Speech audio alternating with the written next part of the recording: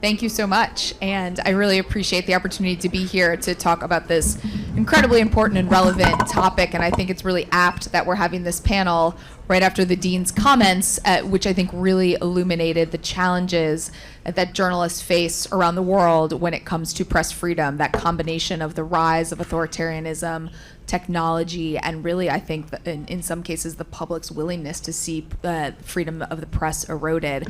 I'm incredibly grateful to be joined by some of the journalists, both in person and remotely, who are quite literally on the front lines of this fight for press freedom.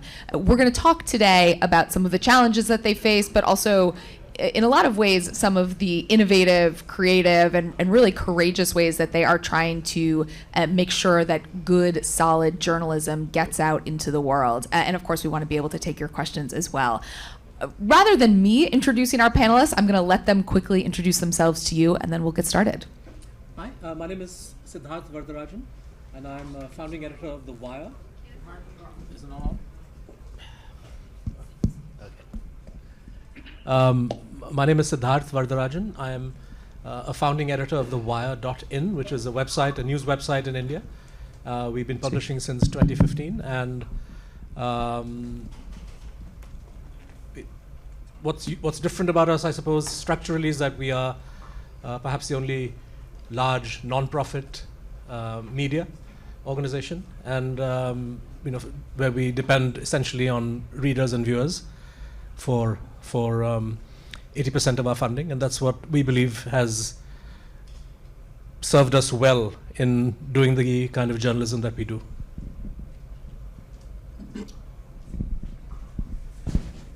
My name is Roman Anin. I'm editor and founder of IStories, which is an investigative media outlet in Russia. And before starting IStories in 2020, I worked for 15 years as the head of investigations for Novaya Gazeta. My name's Ayesha Tanzeem. I'm heading the South and Central Asia division at the Voice of America, but until very recently, I was the bureau chief for Afghanistan and Pakistan and reporting from the ground. So, Jose, why don't you introduce yourself? Hi, good morning, everyone. Thank you to the panelists, to the organizers, to our hosts. My name is Jose Zamora. I currently work at content studio. It's Exile Content Studio. I am before that I worked at Univision News for 10 years.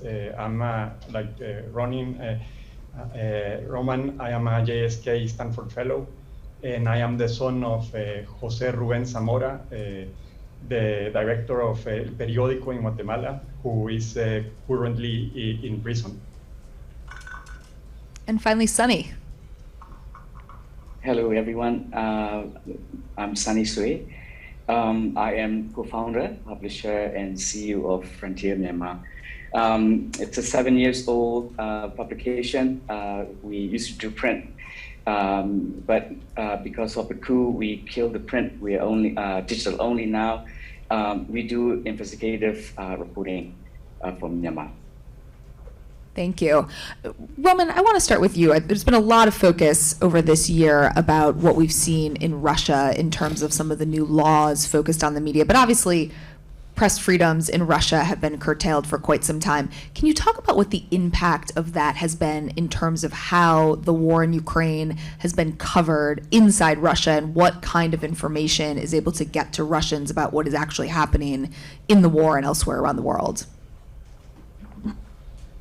Well, yeah, I mean, since the start of the war, Russian authorities have imposed a number of censorship laws, and they have shut down dozens of independent media. So there is no independent media left in Russia, which is kind of based in Russia, which have headquarters in Russia. So that is why all the major independent media had to relocate the newsrooms, as IStories, as Novaya Gazeta, and many others. I mean, we at IStories went only for an agency, a special label that was designed by the Russian state to kind of, to label independent media, those who criticize them. We're also an undesirable media. So we used to be the first media that was simultaneously a foreign agent and undesirable. And being undesirable means that by just acknowledging the fact that by just admitting that I work for IStories, I commit a crime according to the Russian law, and I can be sentenced to 6 years of prison for cooperating with an undesirable organization. All my reporters can be sentenced to 4 years of prison for cooperating with undesirable organization, let alone that they can be sentenced to 15 years of prison for just calling the war, because in Russia you know that the word war is prohibited. And all the media have to call this war a special military operation.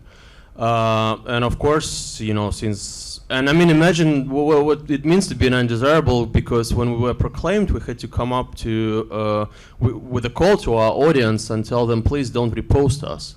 Can you imagine a journalist who is asking his audience not to repost his stories?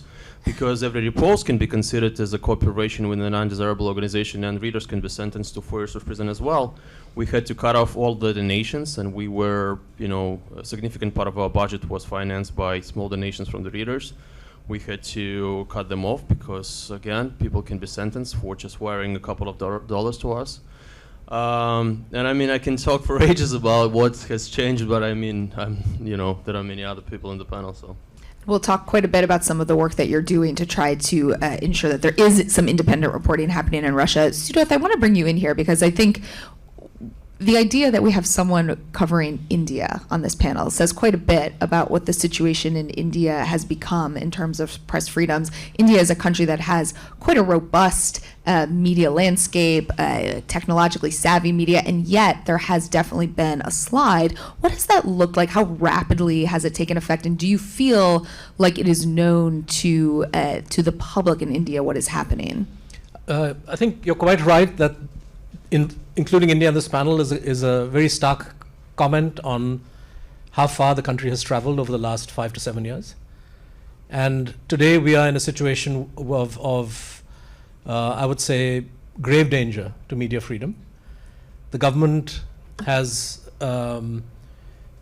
used a variety of instruments, legal, primarily economic investigations, unleashing the taxman to pursue frivolous so-called surveys of media organizations.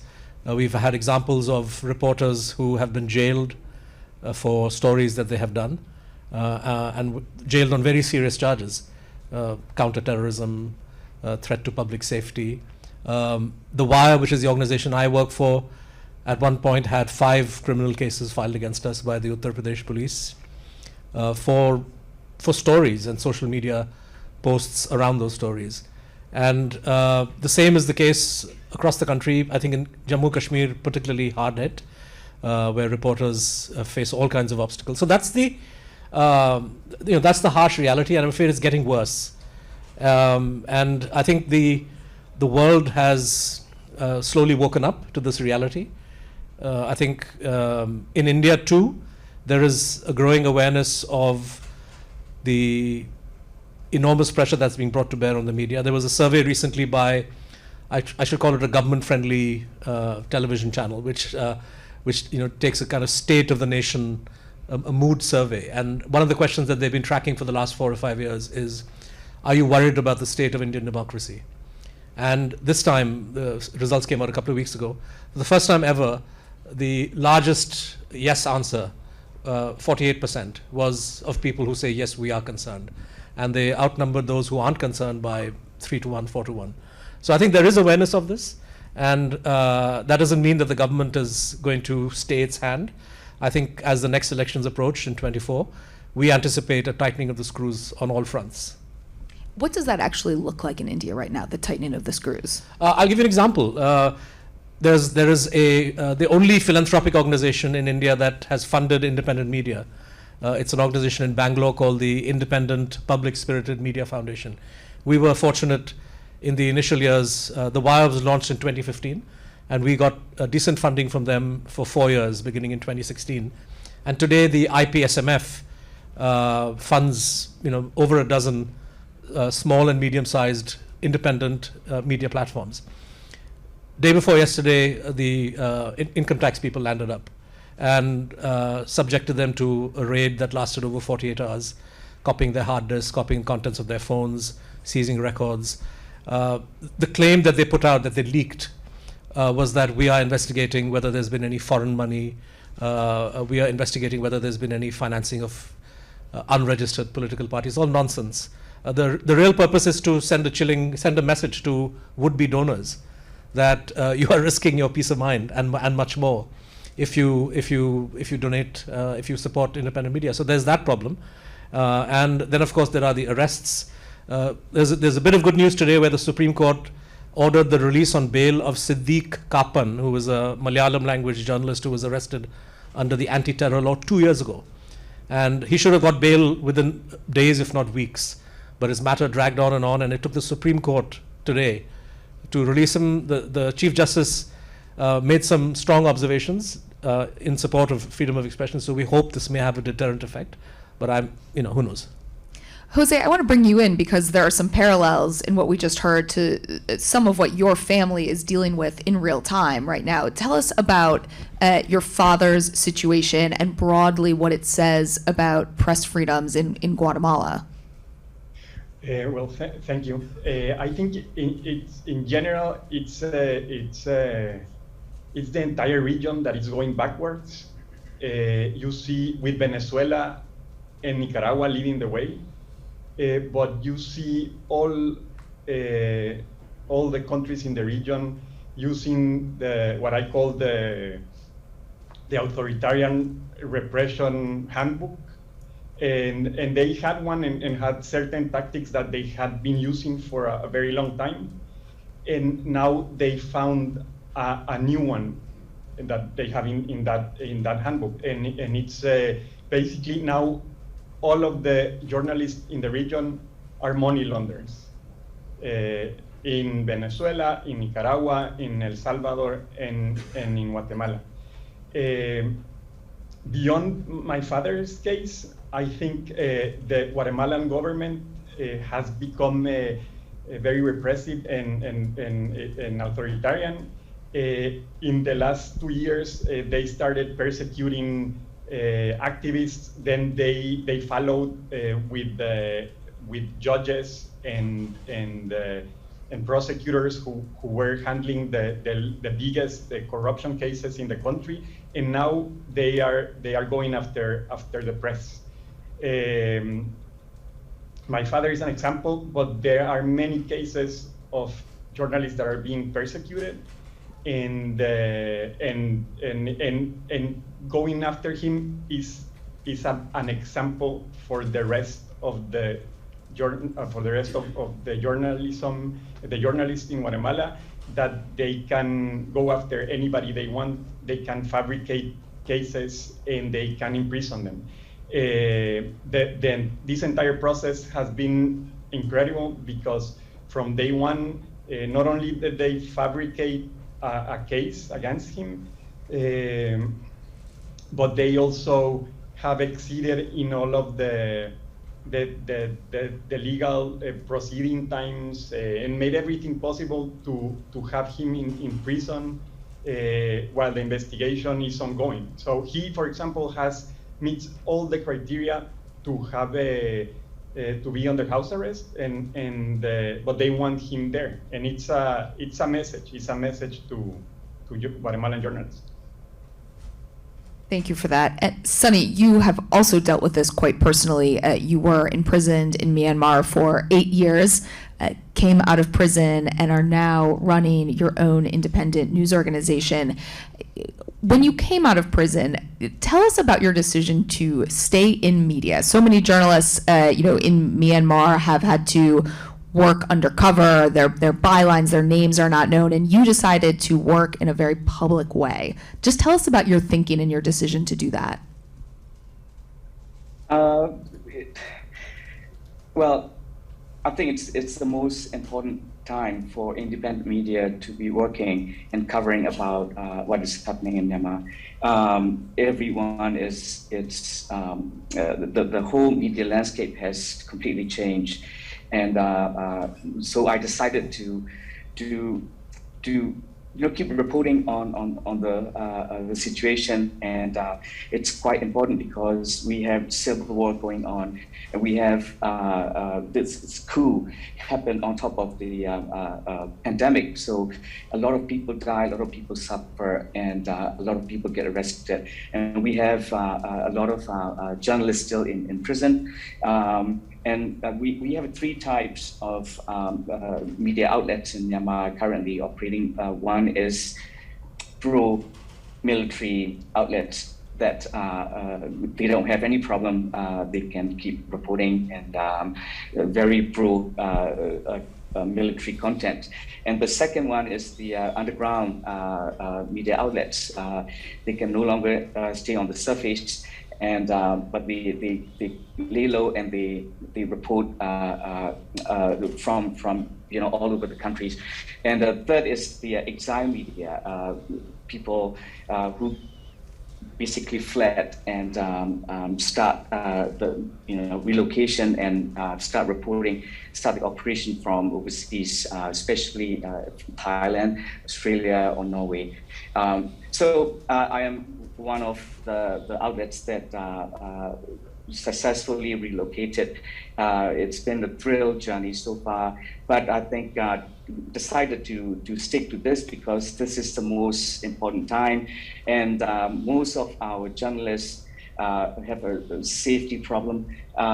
They can't really tell the neighbors that they are journalists because otherwise nobody's going to rent them apartments, or they can't even hold the cameras. They have to use the phone. They have to set up the fake profiles on the Facebook, stuff like that. This is how difficult it is, and especially because most are going underground and most are going overseas. The outlets that remain in Yangon, they're having trouble getting enough funding for their sustainability. They are getting enough safe houses because the supports are less and less, and it's very sad to see how fellow journalists are suffering at this point. It's very, very concerning. I do want to talk a bit more about journalists working in exile in a moment because several of you have experience on that. But Ayesha, I want to bring you in because it was just over a year ago when you were on the ground in Afghanistan as we were seeing just increasing concerns about safety of journalists, so many journalists leaving as the Taliban took over. 1 year later, have some of those fears turned into reality? Do you believe any of them were overblown? What is the state of journalism in Afghanistan at the moment? Well, let me just put it blankly. There's no free local press in Afghanistan. And as for international media, so the Taliban had a honeymoon period of a couple of months with journalists. I think that honeymoon period is over. So very recently, even though I've been going to Afghanistan for like 8 years now, every 2 months, and the Taliban know me very well. A lot of them follow me on Twitter. But they didn't give me a visa to go to Afghanistan. Other journalists, some of them friends, one of them was detained and beaten. Another American journalist and his Afghan colleague are in Taliban detention as we speak. I'll check on their status, but yesterday, okay, I'm not going to give some information publicly that I'm not supposed to, but basically the Taliban are now cracking down. So for local media, what we watched was as the Taliban advanced the country, everybody fled, including local media. And as the local media fled, what we saw was news black holes. There were provinces in Afghanistan from which we couldn't get any news out because there was nobody there to report the news. Eventually, we tried to contact locals, friends, colleagues, associates, families, extended families to get some information. But it wasn't like we had local journalists who were there who could report. We at VOA, we just had all of our journalists pull out because of the security threats, because threats they'd received on social media, etc. We didn't want to take the risk of the Taliban detaining some of them. But when I talk to Afghan journalists today, there is not a single one who's not self-censoring. And the Taliban have said some of the things they've actually codified into law. You cannot criticize them. women have to appear, female anchors have to appear on camera with not just their heads covered, but their entire faces covered, only their eyes show. That's a huge leap from like before the Taliban. Given that, and let's start with you, but really anyone should jump in here. Given that, talk about how you tackle reporting Afghanistan from outside of Afghanistan. If you're not going to be able to get a visa, what are the limitations to that? But potentially, what are some of the opportunities given that journalists on the ground are having to choose to self-censor in their own reporting? So one of the things we do is obviously very common practice is when we have a story that's critical and somebody from the ground is helping us collect it, we don't give them byline, we don't give them credit. We publish it from the Washington desk. A lot of times we are relying on our older sources, people who are living in Afghanistan. So we are doing, and of course social media, Afghanistan having a good cell network, etc. is helping. So locals are still talking to us. They're scared, so they're not sharing their names, but they're telling us what they're watching, what they're seeing. So what we're doing is counter-checking it with multiple sources. So usually we used to have a rule of 2 sources. Now we've increased it to more sources because we are not on the ground. We are relying on, eyewitnesses and locals. So we go to multiple people to check that something has happened. A lot of those people are scared and they're not sharing their names, but they are giving us their stories. Sometimes, the Taliban are giving some journalists visas still. We don't know how long it'll last. So the journalists who are going in are collecting, publishing some of the so-called safer stories from there, but any critical stories, we wait till they come out and then we publish it. If need be, we publish it without their byline. So we are looking at alternative means of collecting information from the ground. Our biggest source right now is the locals, the local population. So we used to go and knock on doors. Like I used to go and knock on doors and travel around the country and gather information. Now we are just calling all the people that we used to go to and talk to them. What is happening, unfortunately, is more and more people that we call have either left the country or are planning to leave the country. Afghanistan has a serious brain drain problem right now. It's not just that the journalists have left, it's that all of our other sources have left or are leaving.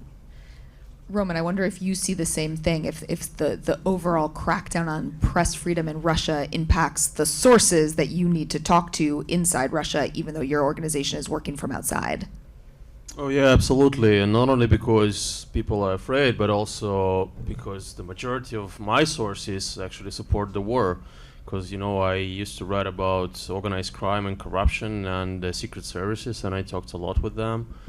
And when the war started, I realized that some of the sources, some of the best sources, they support the war. Some of them are fighting in the front line in the Russian army, and I can't talk to them anymore. It's all actually interesting because, in the old days before the war, as an investigative reporter, you have always to kind of talk to your sources and also feel them, feel their problems. You gotta know how people in secret services talk, and you actually gotta build a kind of empathy to them so that, you better communicate with them. When the war started, I realized that I can't talk to them anymore. I can't pretend that I support the war as well. And I lost the majority of sources just because they saw my public position. But I mean, in terms of getting information from Russia, yes, it's difficult, but we don't have any other choices. When the war started, we realized we had this choice, as any Russian journalist has now, either stay in country and stop reporting, or stay in country, continue reporting and go to jail, or leave the country and continue telling the truth to the Russian audience. And it was an obvious decision for us, especially when the war is going on. And of course we got to be creative how we cooperate with our freelancers. They don't put their byline. We got to be creative in the way we pay them. And thank you, cryptocurrency, that is become currency number one for Russian journalists, and not only journalists and political activists in Russia. And you can't even imagine how many security protocols we have now for people who are working with us. Is there anything you can share without asking you to give away anything that would put you or your journalists in harm's way? Is there anything you can share about how you actually do this? Yeah, I mean, imagine that we do a lot of video, and video is the most problematic because you gotta get some footage from the ground, right? And if you send a freelancer and say a police officer stops the freelancer and realizes that the freelancer is working for us, then it's a crime.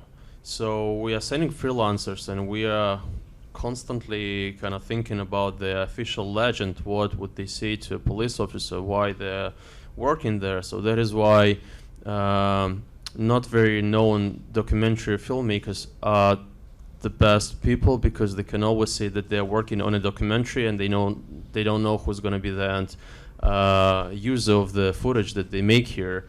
So we're using a lot of these kind of techniques, but I really can't go into further details. Yeah, there are three specific things that I wanted to highlight in response to your broad question on some of the obstacles and problems that we face in sourcing and reporting. The first is that the government and the ruling party have weaponized the production of fake news. You spoke of weaponizing news.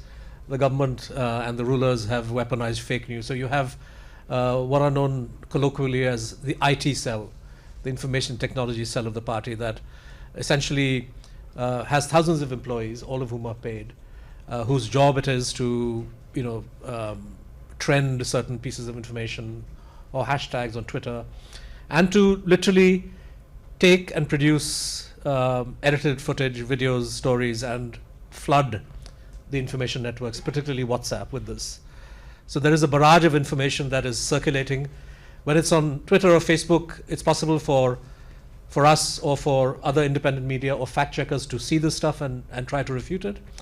The problem is when this stuff circulates on a WhatsApp group, right? We don't even know the full extent of this. The second problem is that when independent media actually reaches out to sources and does particular kinds of stories that show the police and the administration in bad light, particularly stories involving violence against Muslims and minorities, which is escalating rapidly in India. And it is escalating with collusion and with the encouragement of the ruling party. No secret about that. But there is a sense in which whenever stories get reported, it makes for bad publicity for the government, even within the country, but certainly abroad. So now what happens is that, and I'll give you a concrete example of Zubair, Mohammed Zubair, who's a leading fact checker, works for Alt News, which is another very strong independent website in India. When he was chronicling 4 or 5 incidents of hate speech or of actual violence, the police, you have right-wingers who then go and file police complaints against him, saying that, he is abusing my religion. And then the police register those cases, and as recently as 2 months ago, they arrested him and pursued no less than 4 or 5 separate cases, all intended to just keep him in jail for as long as possible, until finally the Supreme Court said, no, you can't do this. But he was still in the slammer for something like 2 weeks. So this using police means to criminalize factual reporting is a major problem. And the third is surveillance. We haven't spoken about this yet, but the government of India is a major user of Pegasus. The Wire was part of the Pegasus project that Forbidden Stories, the media consortium, published last year, and we found hundreds of examples of we had a database of over 1,000 numbers, but we were able to prove Pegasus infections by a forensic examination of phones on nearly 24 handsets. And the government refuses to confirm or deny whether it uses Pegasus or not. This matter is in the court. It's still not resolved. But you have other forms of surveillance which the government is involved in. We wrote about a secret app used by people close to the BJP, the ruling party, called Tech Fog, which involves not just trolling on an industrial scale. So they have databases of journalists sorted out according to gender, physical attributes, color, what kind of clothes they wear, so that they can be targeted in a more granular fashion. And we also documented how TechFog has managed to hack WhatsApp accounts. So surveillance is a serious issue, which also makes it more difficult for journalists to do their job. It's a really chilling example of how the technology cuts both ways. It can both help us as journalists when we need to report in exile from outside of countries, but also gives these governments such power to crack down. Jose, I do want to bring you in on this question of disinformation, on weaponizing information, because we have seen so much misinformation in Spanish language, both aimed at audiences, certainly in the United States, but also obviously in Latin America. How is that fight playing out right now around quote unquote fake news, but really just that weaponized disinformation coming from, in many cases, powerful sources, governments, etc.? Well, it's the governments have basically newsrooms.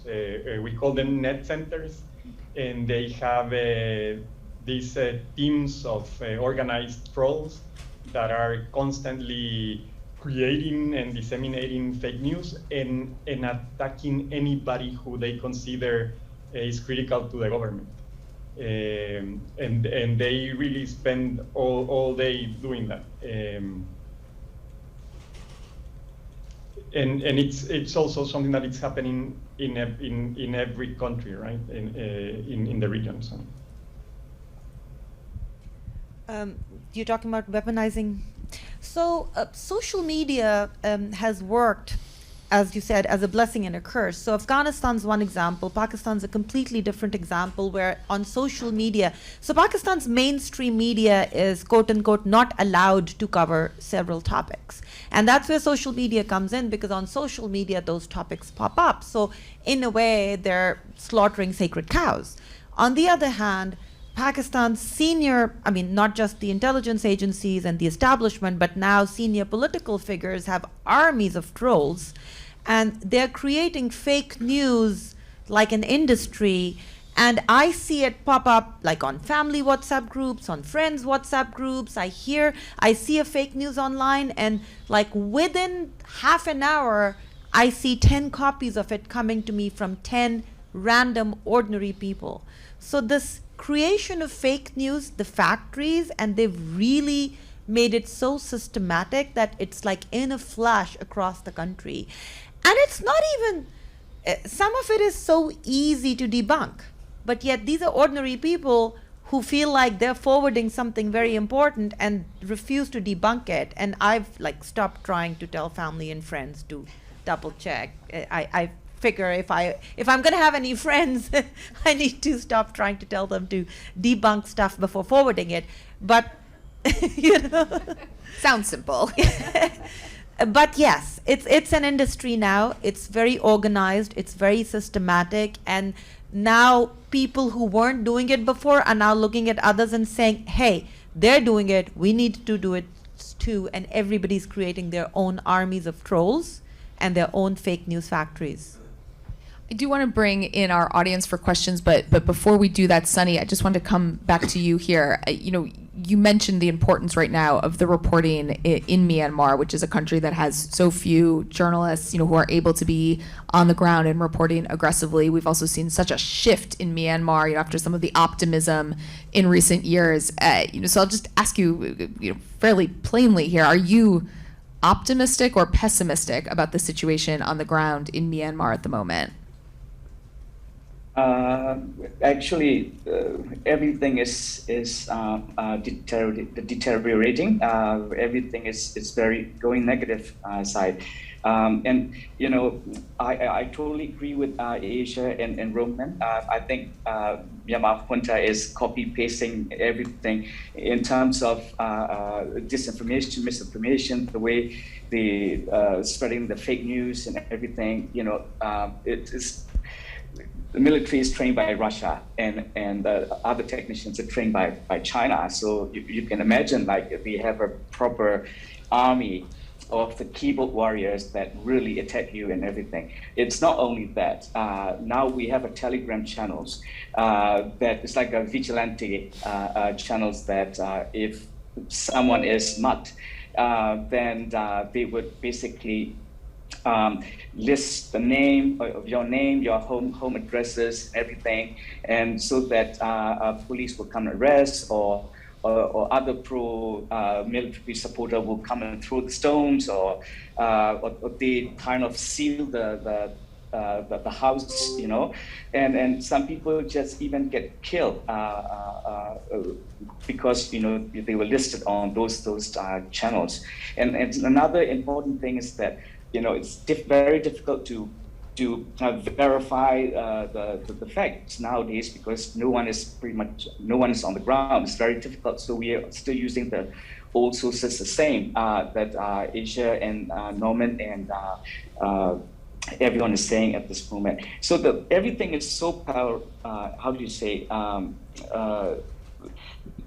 Everyone is so emotional and so polarized, and you know, a lot of audience wants to see how Hunter is suffering. So like there are small media outlets reporting about how many soldiers get killed, and it's very difficult to verify the facts, but this is what people want to read, and you know, slowly the role of mainstream media is gone. Nobody wants to read the actual reporting, what is really happening, and they don't want to read it. They just want to read whatever negative things about the junta. So the quality of the content is going down. That's another very worrying thing for the country. The last thing that I would like to point out is that, you know, there are a lot of journalists who lost a job. You know, now they are selling their little laptops and the cameras so that just to survive, right? So these people lost job. A lot of people fled, and now they are at the border, and they're waiting for the third world countries to bring in. And we need help for these journalists, and I really encourage international community to please help for their security and for their future. It's been such a I have never seen a media landscape like this before in my life, so it's terrible at this point. This is a good audience for you to be making that case to, Sonny, so thank you for that. I do believe we have a microphone going around the room. If anybody has questions for our panelists, just raise your hand. Hi, Julie. Yep, Jose, were you going to jump in? Yeah, I just wanted to add two things quickly. Well, we get the question to your last two questions. One, technology is constantly being used against us, sometimes in sophisticated ways and sometimes in very simple ways. One of the latest simple attacks was these groups online copy and paste one of our investigations on a site and date it like on a previous date to our publication date, and they reported to our server provider as if we plagiarized it. So the server provider automatically takes down the story, and the time, and it takes a lot of time to fight it. So that's a very simple thing that they started doing recently to take down investigations. And then in terms of getting the information out, I think there's a lot of collaboration in the region. So we're working together with not only local journalists and other news organizations locally, but also with the different newsrooms in El Salvador, Nicaragua, Costa Rica. And so everybody makes sure that the stories that are happening in the country are known everywhere. And that's also where the international press plays a very important role. That's great, that idea of collaboration. I think we have the mic back here. Yes, thank you. Jan Lublinski is my name. I work for DW Akademie, that's with Deutsche Welle, the media development branch. I have a question to Sonny actually on the situation in Myanmar. For me, it's a shock having seen this vibrant news landscape 5 years ago in Myanmar and what has happened now. My question is around the issue of exile media. I mean, my fear is that we'll see more and more exile media in the future, and also our own office in Yangon has now moved to Thailand. So also our local staff and also our German staff is working in exile, if you will, to continue somehow supporting people in Myanmar. My question is, do we maybe need a new strategy to support exile media as a whole?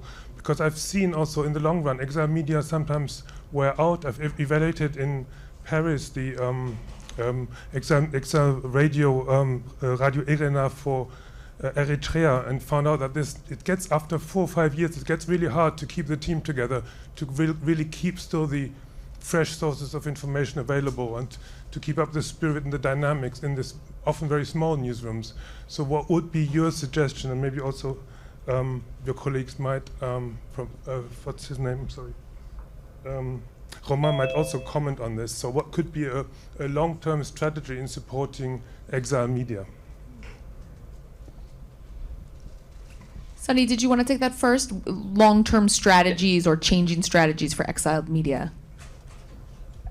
Thank you for this question. Well, I think every independent media should, how do you say, they should have a proper business plan so that at least they sustain and they're not relying 100% on the grant money. So I think in order to do that, I think it's a capacity building.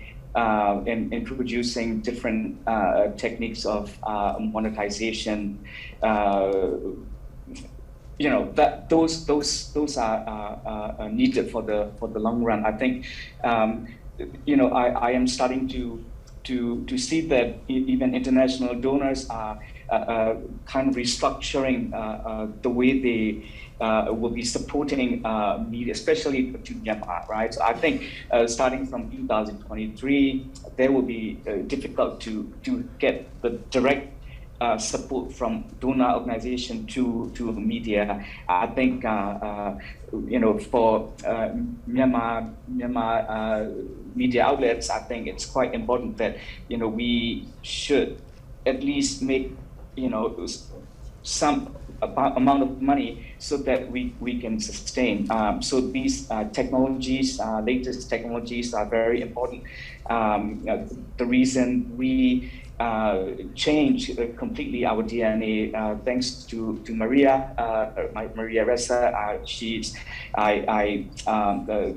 She taught me a lot, and it's important to embrace technology and use the technology and mix with the high quality journalism. You repackage your content and somehow sell it, to your readers. And I think that's a long-term strategy: training, capacity building.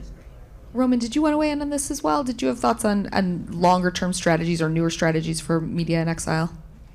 Yeah, I mean, first of all, I'm really happy that some of my colleagues are optimistic and still talk about business models, because we don't have a business model, to be honest, I mean, what kind of business model you can think about if, Russian people can't donate to us because of sanctions, So it's just impossible, and no advertisers will advertise their products on the web pages of a media that calls this war a war and investigates the atrocities of the Russian army in Ukraine. So we don't have a business model, and we are fully dependent on donors, unfortunately. As for content-wise, I'm more or less optimistic, because I think that our major goal is actually to, we've been called agents for such a long time, so maybe the time has come to develop our own agents in Russia, and that's what we are doing. We are not only trying to develop more sources on the mid-level, because before that we were mainly talking to officials from the departments, ministers, agencies, and so on and so forth. But now, since we are not there, we need sources everywhere. We need teachers as sources. We need just regular plain police officers and just citizens. And also, we got to be creative in the way we build communication channels with our readers. And we really got to think about security. And that is why, we as investigative reporters, we are we're crazy about security. And, we're gonna say in the nearest future, we're gonna put a special form in our website where people will be able to send us encrypted messages and encrypt, just using PGP technology. So this is the way. These are the ideas that we think about, and hopefully they will help us to continue our work. Thank you. Sewell had a question, I think, over here. The microphone is already in someone's hand here. Sewell, we'll come to you next. Just to follow up on Jan's great question, my name is Courtney Raj. I'm writing a report about the new needs for media development, as well as the transnational weaponization of US and EU laws against independent media, like copyright and privacy. So I have a question for the journalists in exile around your archives. What did you do when you had to leave? What do you do with the archives? And for those journalists who are not currently in exile, are you thinking about that aspect of things? And we're also seeing, for example, the weaponization of copyright being used to take down online digital-only media. How are you thinking about kind of archives and that sort of thing, if at all? And then also, what do you think, if you had like one recommendation to the media development community in terms of, there's an emphasis on funding content, and we just heard how much content is being produced out there. Do we need to rethink how media development supports journalism and rethink whether it should be content-based or something else? Thanks. Okay. If I can just answer the one part of the question. So we have experience, like our friend from Guatemala, with the use of DMCA, the Digital Millennium Copyright Act. And I think companies and governments have discovered the wonderful potential of abuse. And so you get a notice from your web hosting company saying, we've received this complaint, and if you don't resolve this, we'll be compelled to take it down. I know that Scroll, which is another independent website, that actually had one of its stories taken down for no reason. And we faced a couple of these attacks which we were able to fight. I know the government of Bangladesh is using this quite a bit against independent media there. So this is a big problem.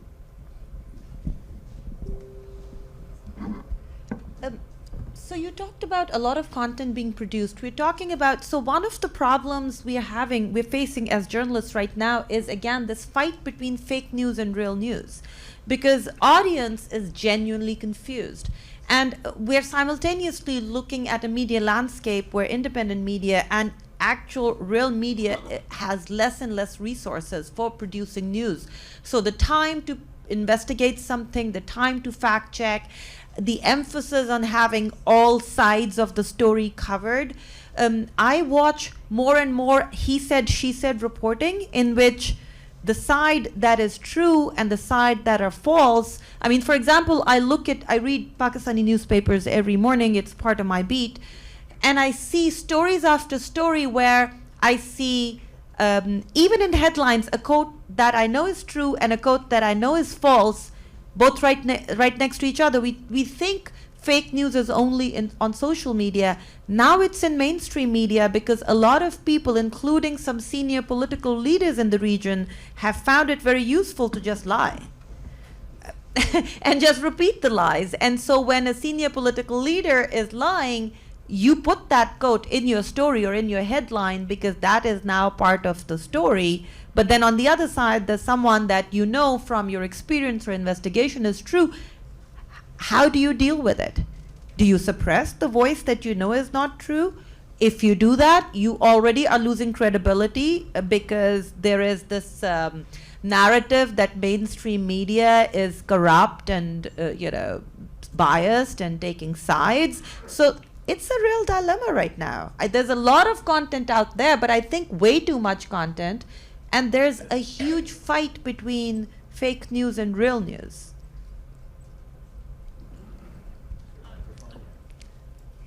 The microphone is coming. Thank you so much. Hi, thank you. I'm Sewell Chan with the Texas Tribune. Thank you all for sharing such stories of courage under very difficult conditions. I think American journalists used to think of ourselves as, in a different category than what happens, quote, overseas. And although I don't think our legal systems are quite as oppressive as the ones you operate under, many of the same trends you're talking about, a tsunami of misinformation, rhetorical and even violent attacks on journalists, and threats, intimidation, and harassment of journalists, refusal by government to cooperate with or even respond to local reporters, that's happening here. can some of you offer some advice for us American youth leaders, given that, the same illiberal directions are happening in our country? Well, I think we are being, we are thinking of it as a journalism problem. I don't think it's a journalism problem. I think it's a bigger problem. We all need to ask this question: why is it that we have a society of educated people with no critical thinking skills?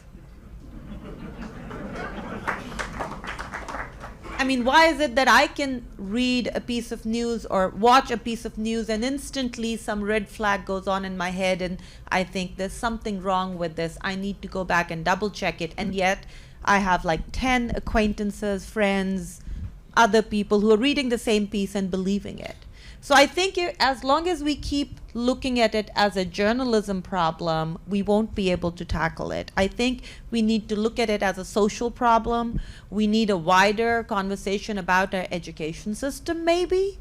Teaching kids more critical thinking skills, not to believe everything that comes their way. The good old things that we teach our journalists, which is to be skeptical, do a little bit of digging. Maybe we need to start talking about teaching our kids those skills. And we're sitting in a university or a school. This is the best place to talk about these things. I think, technology makes things worse, but the problem of misinformation, disinformation, and fake news has been with us forever. At the turn of the 20th century, end of the 19th, the copies of the protocols of the Elders of Zion would circulate in, mimeographed or bound, and then, as different forms of communication developed, different, more efficient, higher velocity methods of disinformation. Radio introduced disinformation to television has done that. Newspapers do it. It's hardly been 2 decades. We've forgotten how some of the biggest newspapers and most credible voices in this country were party to the WMD in Iraq deceit. So fake news has been with us, and the only answer to this is to fight it with good journalism. So I'm not despondent. I think that certainly, the weaponization of fake news, and particularly the use that is made of disinformation by governments, makes things much more difficult. But it's not an insurmountable problem. And so I think that it is possible to still reach people and to use social media to ways that are to the advantage of responsible journalism. And I think that RSF a couple of years ago was pioneering this concept of getting media organizations to be transparent about who owns them, who edits them, what the process of getting something corrected can be, so that readers are able to immediately access information about a news organization and take decisions on how credible this is. And I think that there are ways in which independent media can organize themselves to fight back. In India, a number of us have formed something called the Digital Publishers DigiPub. The Danya Rajendran, who is one of the office holders, is part of this conference, and she'll be speaking tomorrow. But so fighting back is possible, and we certainly are doing it in India. Of course, the terrain, though bad, is not quite as bad as Russia or Myanmar or Guatemala. But we see a clear, there is a sense in which we are heading in that direction. The government is trying to regulate digital. For example, they have passed new rules which we have challenged in court, which mandate websites to essentially respond to so-called reader grievances within 24 to 48 hours, failing which the aggrieved reader has the right to knock on the government's doors, and the government will form a committee which will then decide whether this information should be taken down or not. Crazy. And so we challenged this in court, and so far the court has stayed this. So there are lots of